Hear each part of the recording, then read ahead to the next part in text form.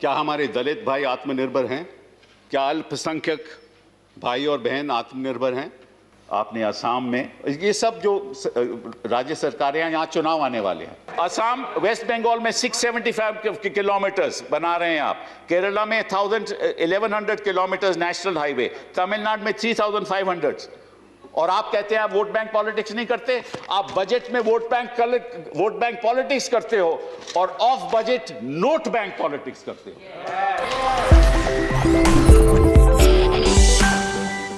Budget में शुरुआत में ही मंत्री जी ने भारत की आत्मनिर्भरता की बात की। कोई ऐसा नागरिक नहीं होगा, कोई ऐसा सदस्य नहीं होगा जो ये नहीं चाहता हो कि भारत आत्मनिर्भर हो। हम सभी चाहते हैं, ये हमारा सपना है। लेकिन जो हालात हैं हिंदुस्तान में, जो हिंदुस्तान की आर्थिक स्थिति है, उससे कई सवाल उठते हैं कि वाकई में हम उस दिशा में जा रहे हैं। क्या इस देश का किसान आत्मनिर्भर है? ये सवाल उठता है। क्या हमारे दलित भाई आत्मनिर्भर हैं? क्या अल्पसंख्यक भाई और बहन आत्मनिर्भर हैं? क्या हमारा एमएसएमई सेक्टर आत्मनिर्भर है? क्या छोटे छोटे उद्योग व्यापारी आत्मनिर्भर हैं? इस सवाल का जवाब आपको देना होगा। मैं प्रधानमंत्री जी का भाषण सुन रहा था और उन्होंने कहा कि 86% किसान हिंदुस्तान के, उनकी जो होल्डिंग है, जमीन है, वो 5 एकड़ से कम है। 86%। तो क्या वो आत्मनिर्भर हैं? इसीलिए क्या किसान दिल्ली के बॉर्डर पे शांतिपूर्वक आंदोलन कर रहा है क्योंकि वो आत्मनिर्भर है?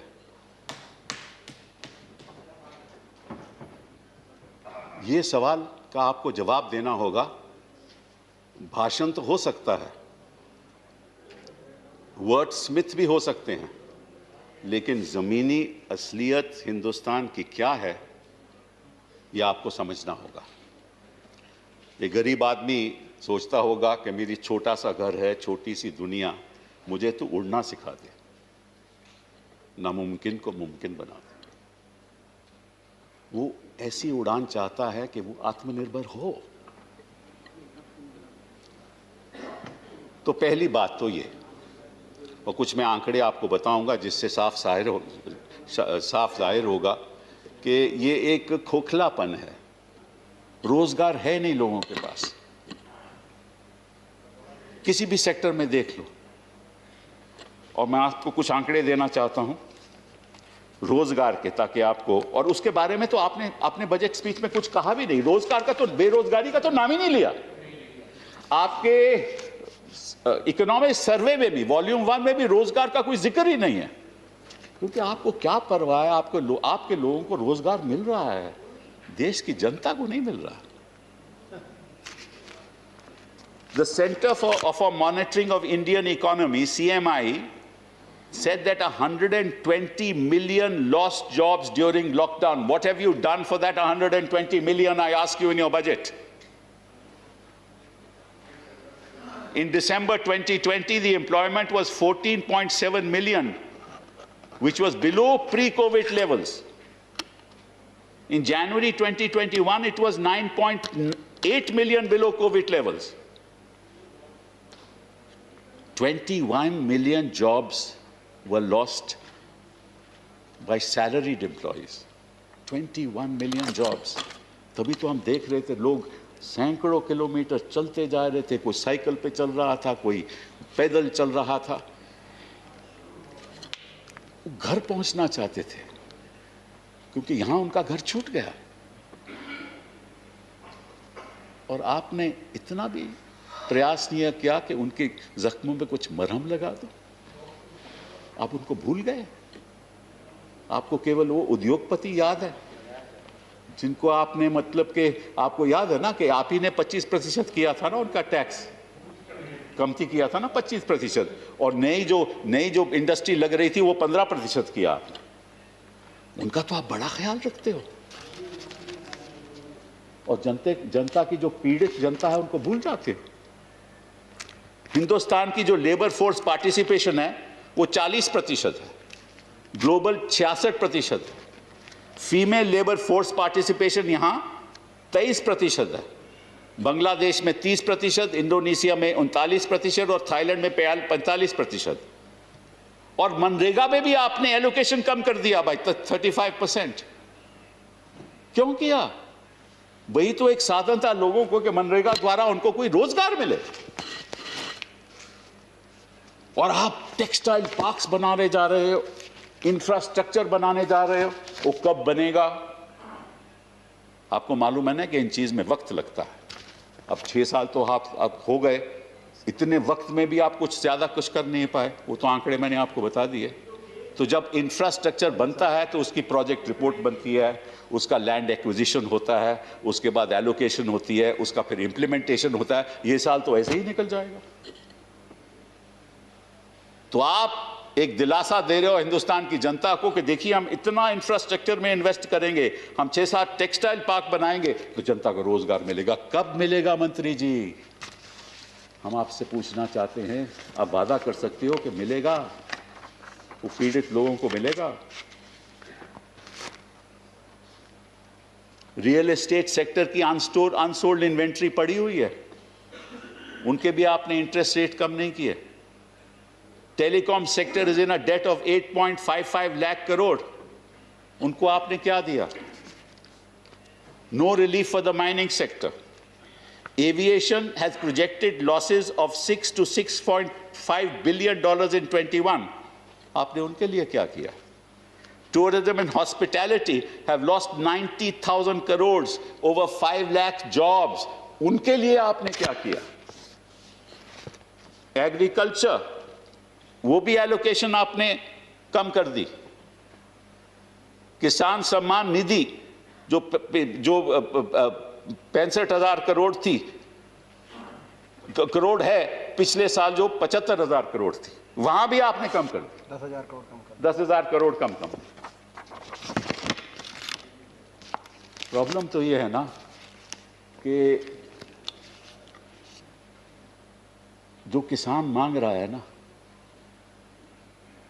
उसकी मन की बात तो आप सुनते नहीं, अपनी मन की बात हमेशा कहते रहते हैं। किसान क्या कह रहा है आपको? किसान कह रहा है कि मुझे एमएसपी चाहिए, और आप कानून उसका बना दो। आप कहते हैं नहीं, हम कानून नहीं बनाएंगे, क्योंकि जो प्राइवेट सेक्टर है, जो प्राइवेट ट्रेडर है, उनके पास आकर वो उसको एमएसपी से ज्यादा देगा। ये आपका कहना है, ये प्रधानमंत्री जी कहते हैं, सभी आपके मंत्री लोग कहते हैं कोई नुकसान होगा ही नहीं किसान को, क्योंकि उसको एमएसपी से ज्यादा मिलेगा। अगर उसको एमएसपी से ज्यादा मिलेगा तो फिर क्या प्रॉब्लम है? आप कानून में बोल दो कि एमएसपी किसान का वो खरीदेगा नहीं, क्योंकि आपका मानना है उसको तो ज्यादा मिलेगा। और ये जो आप एक्सपेरिमेंट कर रहे हैं ना, ये अमेरिका और यूरोप में एक्सपेरिमेंट हो चुका है। और कुछ मैं आपको चौकन्ने आंकड़े आपको बताना चाहता हूं अमेरिका से जुड़े हुए, और शायद आपको अमेरिका में 2020 में, क्योंकि अमेरिका के only 1.5% of the are farming in America, because everything has been corporatized. People own thousands of acres of farmland. Why did this happen? Because people thought that the farming sector will be very progressive and will earn a lot of money, and the farmers will benefit. But let me tell you just one figure. Between 2010 and 2006,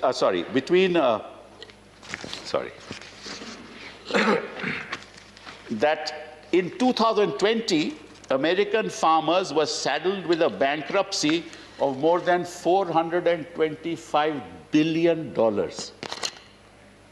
This is corporatization of farming in America, and the result of corporatization. In fact, the rate of suicide in rural America is about 45% higher than in urban America. Small farmlands have disappeared. Now, unlike America, here 40 to 60% of our population is involved in agriculture. और उनके पास कोई विकल्प नहीं है कि कहीं और वो रोजगार कर ले। कोई विकल्प नहीं है। और अगर वो 86% जो किसान हैं उनको अपनी जमीन बेचनी पड़े, वो जाएंगे कहां? जाएं कहां? समझेगा कौन यहां?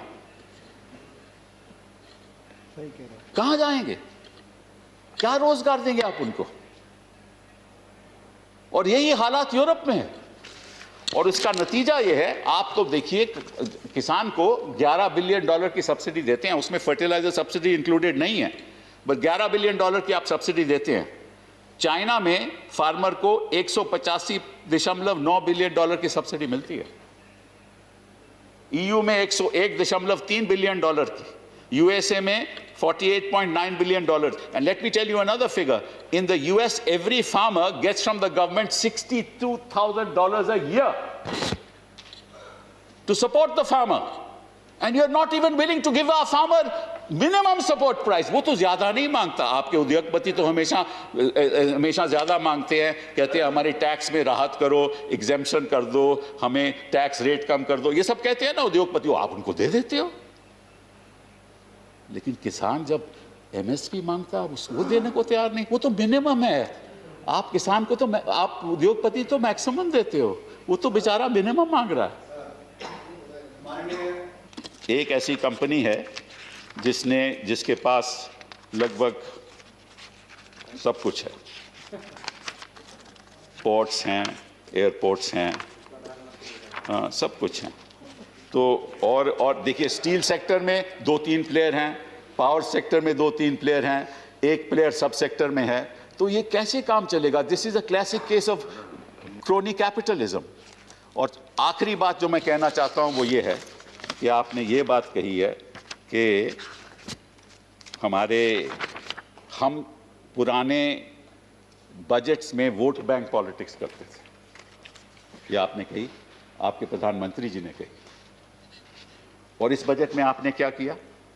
आपने असम में, ये सब जो राज्य सरकारें हैं, यहाँ चुनाव आने वाले हैं, असम में 34,000 crore. Please I am just concluding in a minute. West Bengal में, ये बात तो करने दो। वेस्ट बंगाल में 675। 1 मिनट। असम, वेस्ट बंगाल में 675 किलोमीटर्स बना रहे हैं आप। केरला में 1100 किलोमीटर्स नेशनल हाईवे, तमिलनाडु में 3500।